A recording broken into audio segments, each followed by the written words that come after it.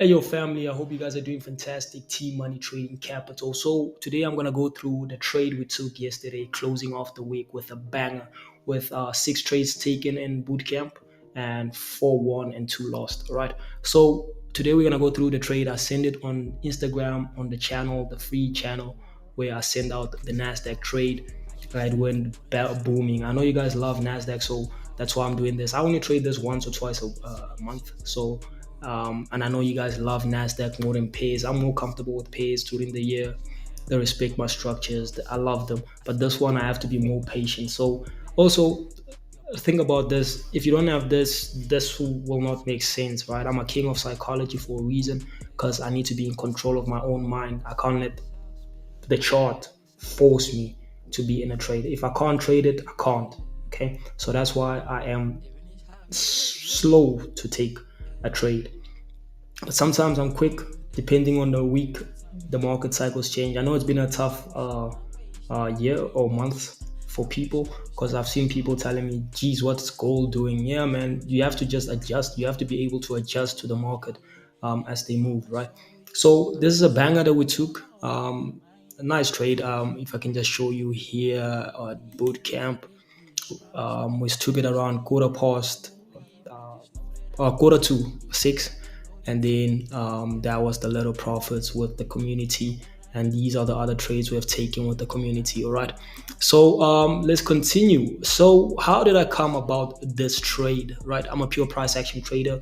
I trade everything the same, nasdaq, whatever, gold, whatever you can name it. I keep it the same. I keep it simple for myself because I understand my structures. All right, so this is how we took entry, 50% retracement from here. So we're gonna just do top down analysis on how we got to this point. All right, so let's go how I was looking at this. Right, so usually, as you have seen my videos, most of my videos, I always look at the previous daily candle. Right, boom, boom, boom. These are my major zones, meaning if these are my major zones, means that price will take a lot to come through those zones. It will take a lot. Most of the times price will push and then go in the opposite direction. All right, so also what did I notice by confluence is my wicks. My wicks are most important. I covered the previous daily candle wicks. My wicks are important. What I loved about this type of wick here, right here, it is bigger than the previous candle right here. Right, so price has been failing to push around about this level. As you can see to your left here, we have some top wicks, so that is a strong zone to be taking into mind. Right, so this one, try to push across this one. Through this one, we're just going to put the line there to, we're building a confluence. So price, if you think about it, that's basically what happened. Price pushed to the upside, right? Push down, try to push across and failed and continue down. That's basically what it means, right? So when I looked at that, it just building my confidence that, yeah, we have failed there already. So price will attempt to break through that again, right? So the chances of price breaking there after so many failed attempts is less likely to happen, right? So then I started going to my 4 hour time frame. So let's just delete that. I went to my 4 hour time frame. I started refining the zone to the highest, right? So that I don't have any candlesticks within the zone, right? So if you see that the zones always match with the bottom wicks, right? This one was covering the previous daily candle, but it's still matching with the bottom wicks of the 4 hour time frame, right? So I then started looking for my minor zones, right? I could only find one, so that's why I only used this one right about here. So this shows me some sort of structure. So if you do push this to the left, it does tie in with these zones right here, right?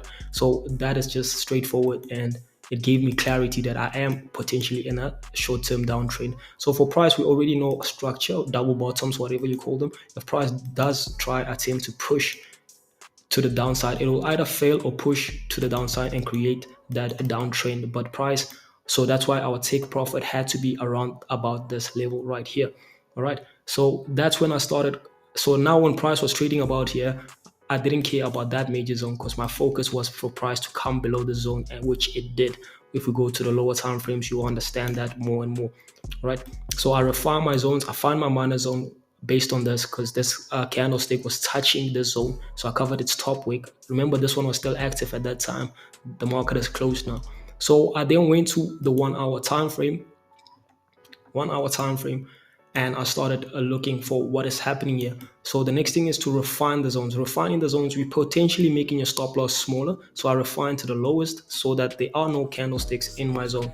By looking at this, I started refining. This one was closed already. So I started refining to the highest, which was around about there. So when I refined that, I knew instantly I just need a bearish engulf below the zone to show me that change of character. So change of character, as we can see, price now trending to the upside. And now we just need a bearish engulf to close below the zone so price can come and create top wick and continue to the downside. All right, so that's basically my thought process. All right, remember, change of character, price trending to the upside, creating those higher lows and higher highs, right?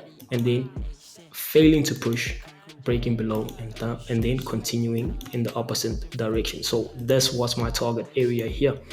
If you can look, we're talking about this bullish engulf pushing, so we can call that a higher low, right? That higher low needed to be broken for me to see that. So where did I find that higher low to be broken?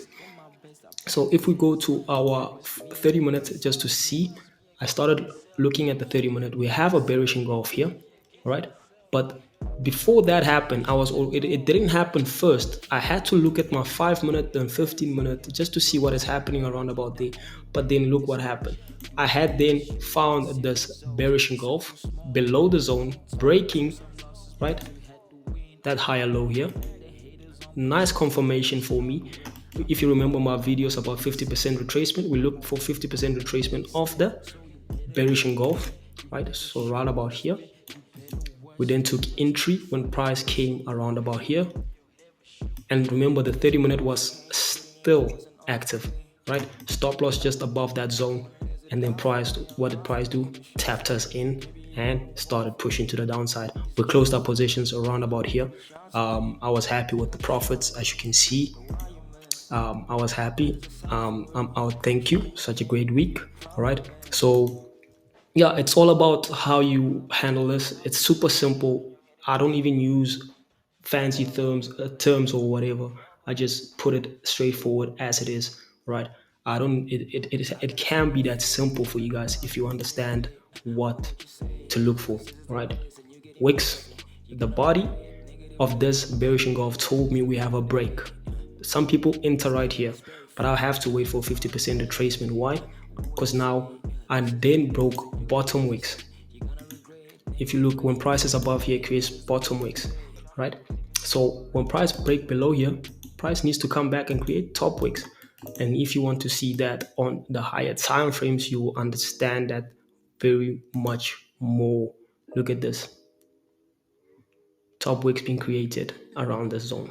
Top wicks. Breakout, you can see this 1 hour time frame, 30 minute time frame as well. There's a breakout, there's the top wicks being created in continuation. All right, so that's how I took my entry on NAS100. Hope you guys enjoyed the video. I'll see you guys on the next thing. Bootcamp, we're smashing it. T-Money and losses created us.